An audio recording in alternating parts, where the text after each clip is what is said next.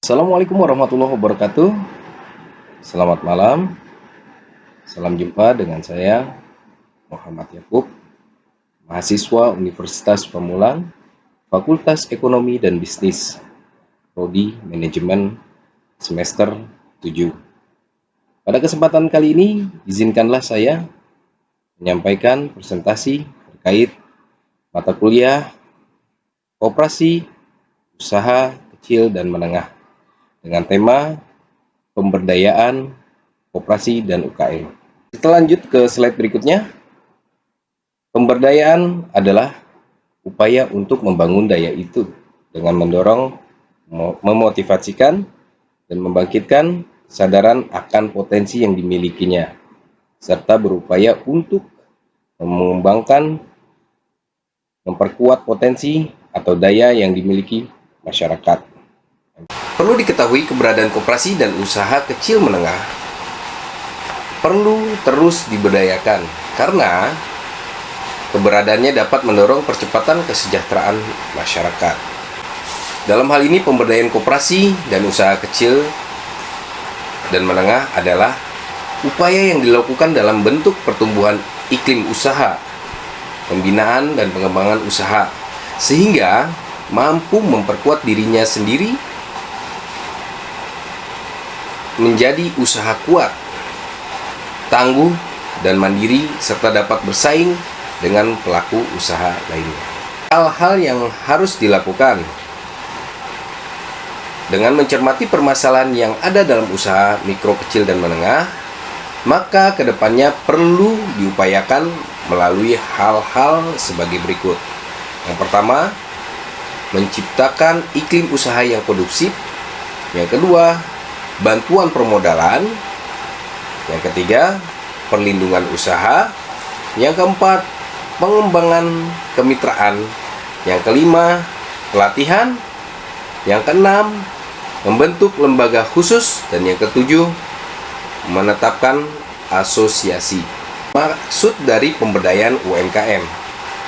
UMKM merupakan salah satu barometer perekonomian nasional. Pemberdayaan UMKM merupakan langkah yang strategis dalam meningkatkan dan memperkuat dasar kehidupan perekonomian dari sebagian besar rakyat Indonesia, khususnya melalui penyediaan lapangan kerja dan mengurangi kesenjangan serta mengurangi tingkat kemiskinan. Program pemberdayaan UMKM pada tahun 2021 terdapat beberapa stimulus pada program PEN dukungan UMKM dengan alokasi anggaran sebesar 96,21 triliun rupiah yang dapat dimanfaatkan oleh UMKM. Antara lain subsidi bunga, kur, dan non-kur, penempatan dana pemerintah pada bank umum mitra untuk mendukung perluasan kredit modal kerja dan restrukturisasi. Perkembangan UMKM. Peran UMKM penting. Yang pertama adalah sebagai sarana mengentaskan masyarakat kecil dari jurang kemiskinan. Alasan utamanya adalah tingginya angka penyerapan tenaga kerja oleh UMKM. Hal ini terbukti dalam data milik Kementerian Koperasi dan UMKM tahun 2011. Peran pemerintah sebagai regulator yaitu membuat kebijakan-kebijakan sehingga mempermudah usaha UMKM dalam mengembangkan usahanya. Sebagai regulator, pemerintah berfungsi untuk menjaga kondisi lingkungan usaha tetap kondusif sehingga UMKM itu sendiri dapat berkembang. Sederhananya, UMKM memiliki peran signifikan dalam mendorong pertumbuhan ekonomi, menyediakan peluang kerja, dan menciptakan pasar yang seimbang. Terlebih lagi, bisnis UMKM menciptakan persaingan dan dapat meningkatkan produktivitas lintas industri. Kelebihan UMKM. Beberapa keunggulan UMKM terhadap usaha besar antara lain adalah inovasi dan teknologi yang telah dengan mudah terjadi dalam pengembangan produk. Yang kedua, hubungan kemanusiaan yang akrab di dalam perusahaan kecil. Yang ketiga, kemampuan menciptakan kesempatan kerja cukup banyak atau penyerapannya terhadap tenaga kerja. Adapun langkah-langkah dalam memajukan sektor UMKM. Strategi pengembangan UMKM yang efektif dilakukan. Yang pertama, menentukan harga sesuai dengan kualitas yang maksimal. Yang kedua, memilih jenis produk yang tepat. Yang ketiga, pilihlah sumber daya manusia yang terbaik. Yang keempat, lakukan sistem promosi. Yang kelima, memilih di mana lokasi paling strategis. Berikutnya, fasilitas yang diberikan oleh pemerintah untuk meningkatkan kemajuan koperasi dan UMKM. Beberapa bentuk fasilitas yang dapat diberikan pemerintah kepada pelaku usaha meliputi pendanaan sarana dan prasarana, informasi usaha, kemudahan perizinan usaha, dan perusahaan promosi dagang dan dukungan kelembagaan. Berdasarkan Undang-Undang Nomor 25 Tahun 1992 tentang Perkoperasian, pada pasal 1 dijelaskan koperasi adalah badan usaha yang beranggotakan orang seorang atau badan hukum koperasi dengan melandaskan kegiatannya berdasarkan prinsip koperasi sekaligus sebagai gerakan ekonomi rakyat yang berasaskan kekeluargaan. Jenis-jenis koperasi. Koperasi simpan pinjam adalah koperasi yang beranggotakan masyarakat baik selaku konsumen maupun produsen barang.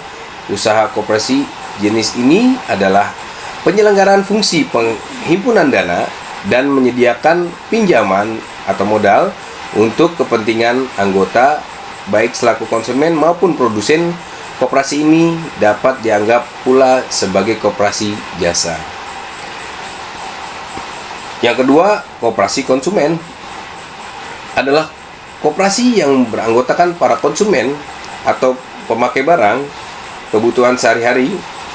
Usaha koperasi ini adalah menyelenggarakan fungsi penyediaan barang-barang keperluan sehari-hari untuk kepentingan anggota dan masyarakat selaku konsumen.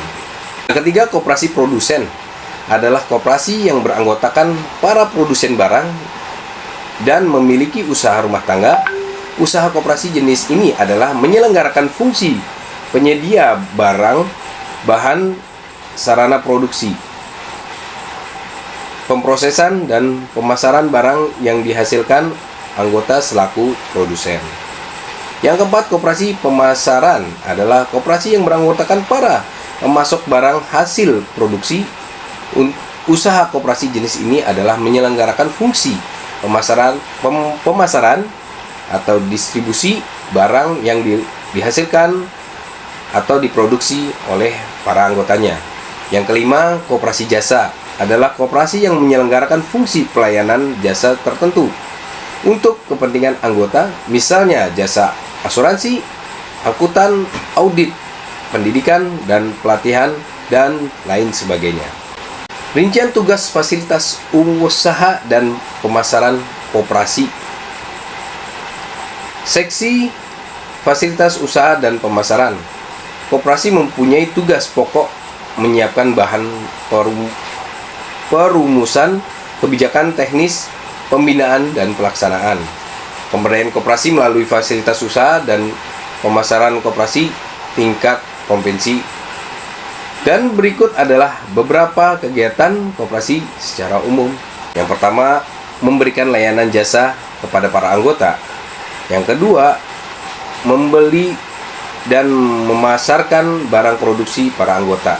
Yang ketiga, menyediakan barang-barang kebutuhan pokok anggota. Yang keempat, menyediakan kredit atau pinjaman kepada anggota. Dan yang kelima, menampung simpanan para anggota. Koperasi bisa memperkokoh perekonomian rakyat sebagai dasar kekuatan dan ketahanan perekonomian nasional. Dengan koperasi sebagai guru utamanya, salah satu fungsi koperasi yaitu mewujudkan dan mengembangkan perekonomian nasional yang merupakan usaha bersama berdasar atas asas kekeluargaan dan demokrasi ekonomi. Sekian dari saya. Mohon maaf bila masih banyak kekurangan. Saya akhiri. Wassalamualaikum warahmatullahi wabarakatuh. Terima kasih.